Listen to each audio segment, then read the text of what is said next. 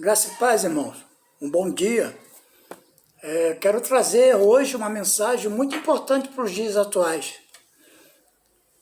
Tratando-se, na verdade, de um tempo em que poucos, na verdade, se fala a respeito da fé, dom de Deus, ao qual o Senhor nos deu de forma gratuita, que foi, na verdade, no momento em que nós o confessamos como Senhor, recebemos, então, este dom e o qual nós colocamos ele em prática no nosso dia a dia. Eu quero encorajar, em nome do Senhor Jesus Cristo, te dizer, conforme está escrito em Hebreus, no capítulo 12, nós podemos ler agora,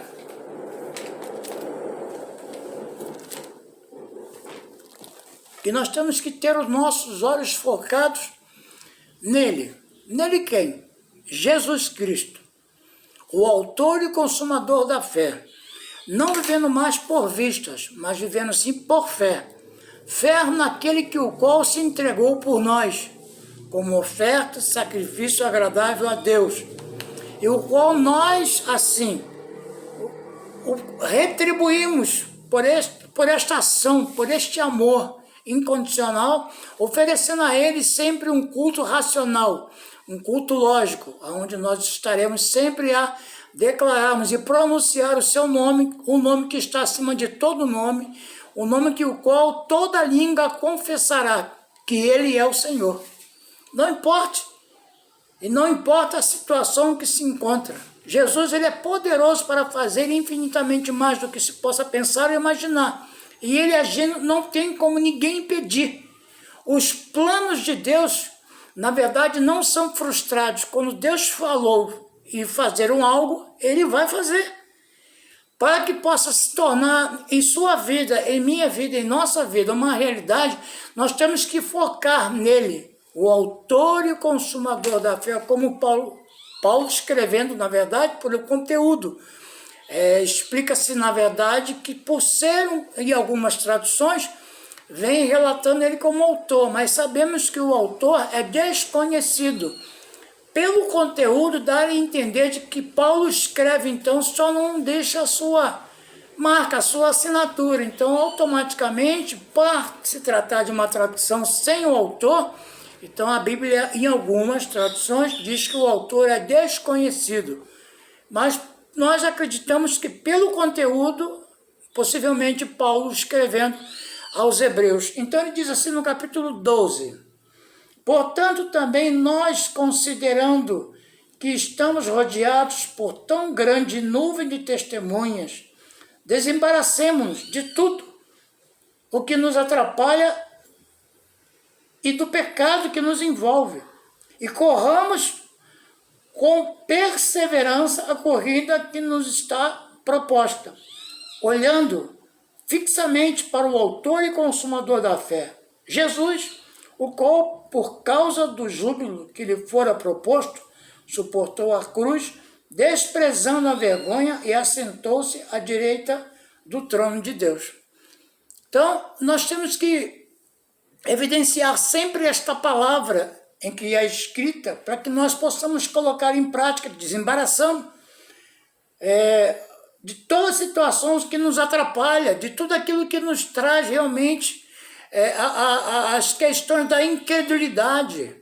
Nós não podemos transportar por uma coisa apalpável, algo que você consiga, através de um gesto, em você colocar as suas mãos sobre tal objeto e transferir a fé, que é um dom de Deus, por intermédio de um objeto, ou talvez, né, de um algo que em alguns segmentos religiosos os trata até como um nome, né, que se dá, como sendo um amuleto, como sendo um patuá, como sendo algo que seja apalpável, visível. Não é essa a fé que o Senhor nos deu. A fé, dom de Deus, ela é, na verdade, para ser vivenciada. Ela era para ser, na verdade, vivida de forma intensa.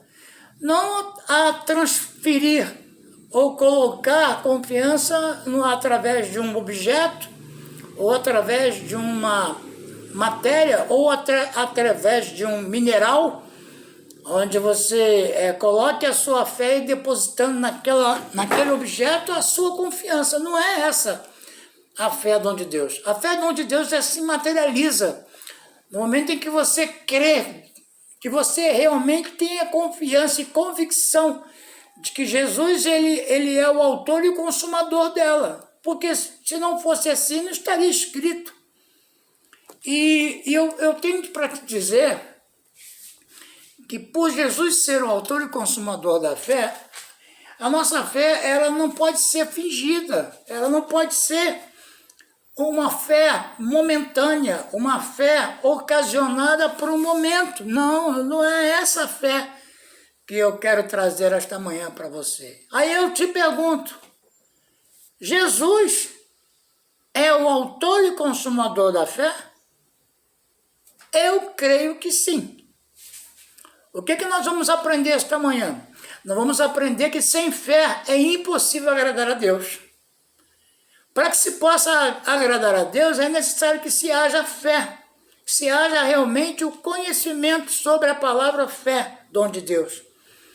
Não é das obras para que ninguém venha se gloriar, não é esta fé, não é a fé que o nosso amado irmão Tiago retrata em uma das suas cartas, dizendo que a fé sem obra é morta.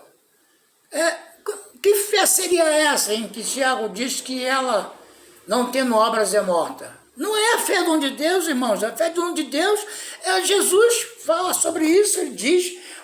Na verdade, o apóstolo Paulo, ele escrevendo, como eu já falei, não tenho a certeza e a convicção de ser o autor, mas pelo conteúdo, por algumas, na verdade, tradução ou algumas bíblias, na verdade, ela nos trata a respeito desta palavra de Hebreus, não diz ser Paulo o autor.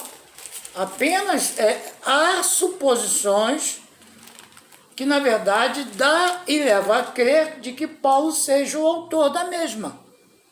Então, não tem aqui o autor. O autor é desconhecido, a princípio. A Bíblia diz que o autor é desconhecido. Não é como as outras 3 epístolas que Paulo escreve e assina. Então, ele diz, portanto, também nós, considerando que estamos rodeados por tão grande nuvem de testemunhas, desembaracemos de tudo que nos atrapalha e do pecado que nos envolve. E corramos com a perseverança a corrida que nos está proposta, olhando fixamente para o autor e consumador da fé, Jesus, o qual, por causa do júbilo que lhe fora proposto, suportou a cruz, desprezando a vergonha, e assentou-se à direita. Nós temos que saber de que esta fé, que é o dom de Deus, não pode se colocar ela como se fosse um objeto de adoração, ou visível ou apalpável. Nós não podemos transferir o que Deus nos deu de forma gratuita para um objeto, como se nós pudéssemos sair com essa, vamos dizer assim, com esta visão de dizer isso que através daquela ação te causou, então, o que se refere-se à reação. Não seria essa a palavra. Lá em Mateus 9, vem trazendo, no versículo 27, vem trazendo a história de 2 cegos. Esses 2 cegos eram cegos, completamente cegos. E eles vinham chamando e clamando a Jesus que ele tivesse, na verdade, misericórdia deles, porque eles estavam realmente nesse estado de cegueira total, não enxergavam nada, nada. E ali Jesus partindo, os 2 homens que o seguiram, e que clamavam, né? Filho de Davi, tem misericórdia de nós. E entrando ele em casa, aproximaram-se os cegos e Jesus lhe perguntou, credes que eu seja capaz de fazer isto? E responderam, sim, Senhor. Irmãos, o Senhor diz, a palavra do Senhor diz que se nós confessarmos a Jesus como Senhor, irmão, dentro de nós haverá de quê? Fluir rios de águas vivas. Então que nesta manhã você o confesse agora pelo poder do Espírito Santo de Deus. Eu quero orar esta manhã por você. Está aí a ouvir e creio eu que isso aí haverá de impactar muito as nossas vidas, porque antes de impactar você, vai me impactar também, porque assim eu creio de que Deus aí tem nos mostrado que nós estamos hoje no mundo, na verdade, por um período. Estamos aí vivendo os piores, talvez os nossos piores dias. Já passamos por situações de confronto, humanamente falando, em meio a tantas,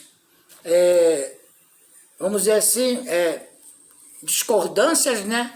Divergências entre governos, mas o Senhor diz em Mateus 24 que tudo isso aí há de acontecer, irmãos. E vamos orar a Deus, então, para que o Senhor venha a esclarecer e abrir os olhos dos que ainda se encontram em trevas, tapados, sem enxergar verdadeiramente a salvação que é em Jesus. Oremos.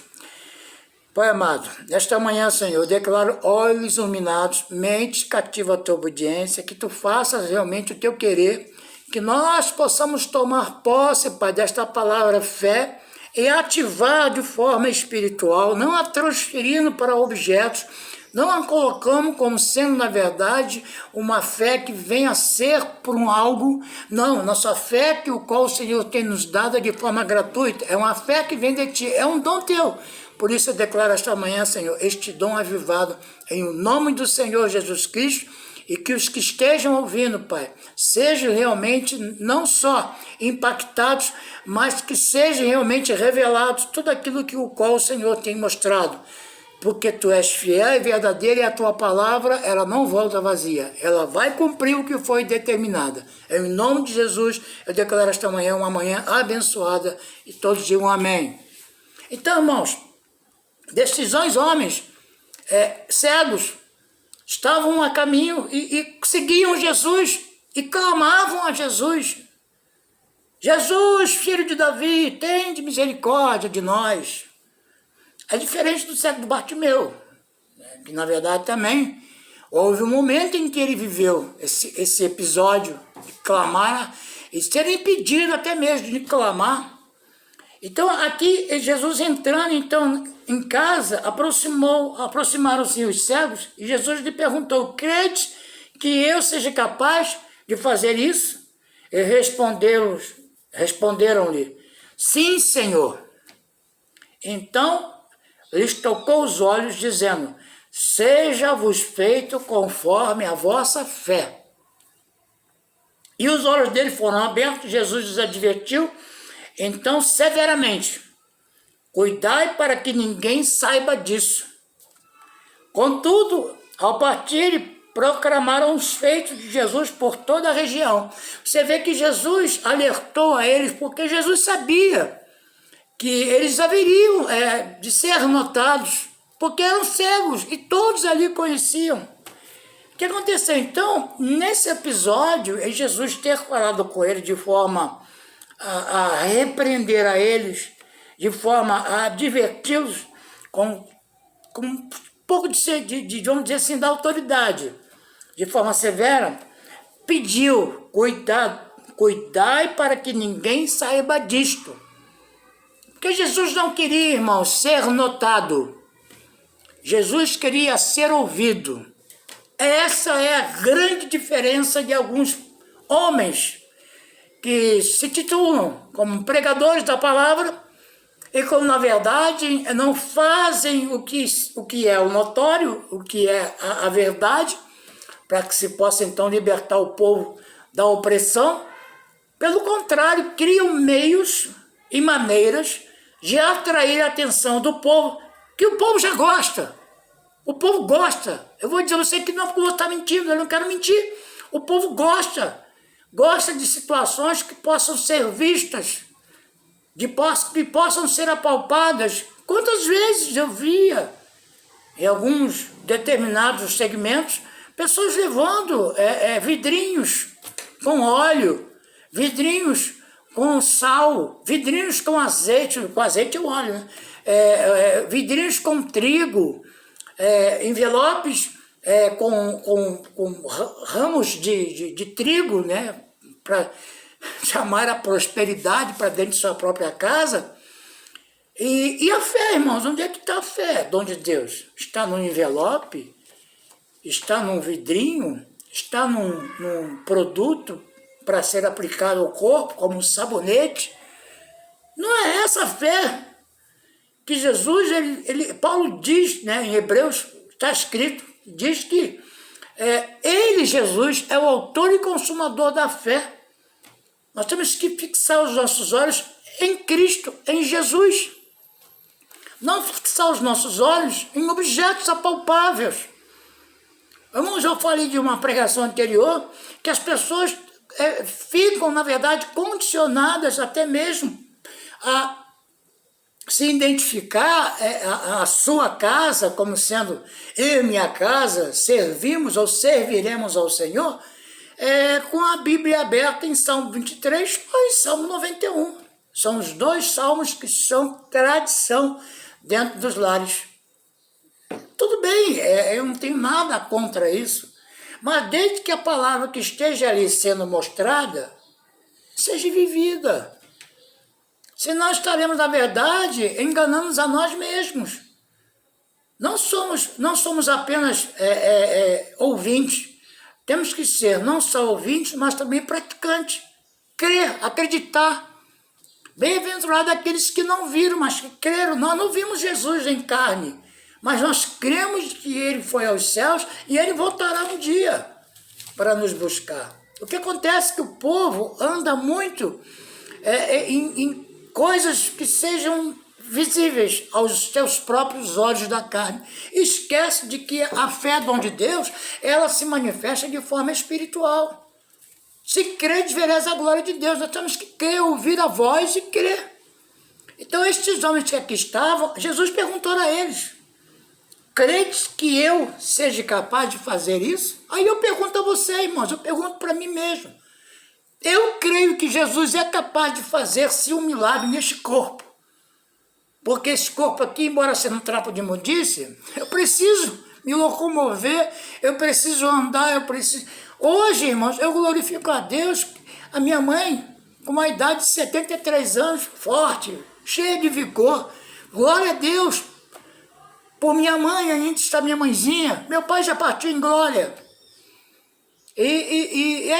A ausência, irmãos, é notória. Eu tento passar tudo aquilo que eu vivi com meu pai, onde meu pai foi um homem que foi realmente conduzido por Deus para trazer a verdade no bairro que eu morava, que eu nasci e criado. E eu tento hoje fazer vamos dizer assim, esta missão, esse legado que o meu pai deixou. Eu sei disso, eu sei em quem tenho crido e eu sei que Ele é poderoso para fazer infinitamente mais do que eu possa pensar e imaginar. Seja o Senhor glorificado em minha vida. Não vivo eu, mas Cristo vive em mim. E este viver que eu tenho agora, irmão, na minha carne, na minha própria condição humana, eu não quero viver segundo esta vontade humana. Eu quero viver segundo a vontade do Espírito. Como já falei em outras pregações, que em Gálatas 5, nos fala sobre as vontades da carne, a partir do versículo 17. Eu quero viver, irmãos, a vontade do Espírito. A vontade do Espírito é longanimidade, benignidade, bondade, mansidão, domínio próprio. Contra estas coisas não há lei. E nós temos que buscar em Deus estarmos prontos para chegar numa estatura de varão perfeito, já não estarmos mais aqui. Porque não tem como ninguém ficar aqui, irmãos. Se a espiritualidade chegar a um grau muito elevado, o Senhor leva. Porque não tem como, irmãos, você viver neste mundo, viver aqui de uma forma onde você se isole completamente, porque não tem como, é impossível.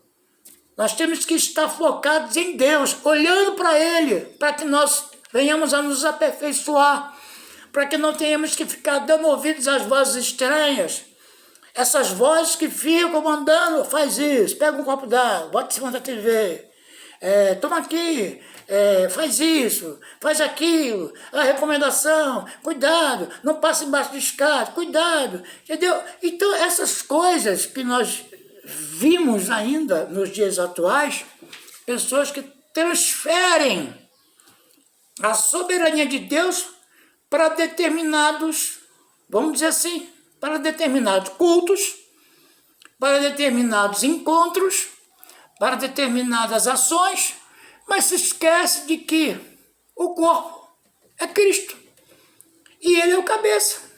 O corpo é de Cristo e Ele é o cabeça. Nós somos apenas os seus membros. Irmãos, não tem como. Olha, Deus, quando Ele nos preparou, quando Ele nos fez sua igreja, a igreja de Cristo é perfeita. O que nós estamos a fazer? Estamos aperfeiçoando para chegar à estatura de varão perfeito, para que nós possamos então viver uma vida em comunhão, não nesta terra, irmãos. Nesta terra aqui, apenas estamos aqui por um período, mas a nossa comunhão se faz necessária para que nós então formemos o corpo. Então esses homens aqui, primeira coisa que Jesus perguntou, credes que eu seja capaz de fazer isso? Eles responderam o quê? Sim, Senhor. Irmãos, creia de que Deus pode fazer. O que falta às vezes é a confiança, é a certeza. Você quer ver uma situação que aconteceu nessa cidade de Gadara, uma cidade onde existiu, era uma cidade nobre, eles viviam da renda de venda de carne suína.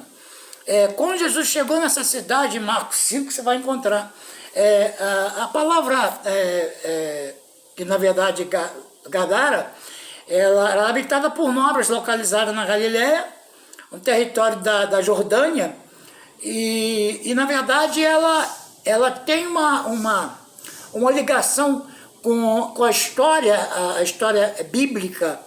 Ela fala-se a respeito de Sem, filho de Noé. Tem uma historiazinha sobre essas questões dessa cidade. E Ancais significa um nome em árabe, Ancais.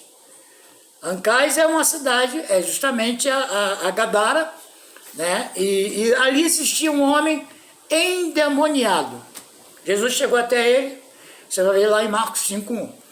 E quando ele viu Jesus ali próximo ao local em que ele vivia, Jesus, ele desceu da embarcação, já o cemitério era muito próximo, né? E Jesus foi em direção a esse local para que pudesse entrar. Vinha então correndo este homem endemoniado, se prostrou diante de Jesus e disse assim para Jesus: já vem me atormentar? O que tens comigo, ó Filho do Deus Altíssimo? Já conheceu Jesus, sabendo que Jesus era o Filho do Deus Altíssimo, na manifestação do homem. Jesus, ele 100% homem, 100% Deus. Então o demônio se prostrou e falou com Jesus, né? Porque Jesus estava ali por um período, passando apenas para que se pudesse fazer o que haveria de ser feito, que era justamente a libertação deste homem, que estava ali endemoniado por muito tempo. Então a palavra diz que quando ele viu Jesus, ele saiu correndo e se prostrou. E ali se prostrando, ele reclamou: vem para cá me atormentar, ó Filho do Deus Altíssimo, o que queres comigo? Aí Jesus: cala a boca. Permita-me então que eu vá. Jesus perguntou: qual é o seu nome? Meu nome é Legião, porque somos muitos. Tá. Jesus, então, ele esperou eles manifestar. Havia uma manada de porcos, 2.000 porcos. Jesus, então, ele chegou para Jesus e falou: me permita então que eu vá para aquela manada de porcos. Jesus falou assim: então sai e vá. O que aconteceu, irmão? Naquele momento ali, os porcos, nem os porcos, você vê 6.000, é uma legião, 6.000 demônios. entrando no corpo de 2.000 porcos. Você imagina a quantidade de demônio para 2.000 porcos. Se é um para cada porco, seria 2.000. Sobrou 4.000. Você imagina, os 4.000 se encorpando naquela manada de porcos. O que aconteceu com os porcos? Se precipitaram. Foram 2.000 porcos. Agora, trazendo para o que se refere às questões econômicas da cidade.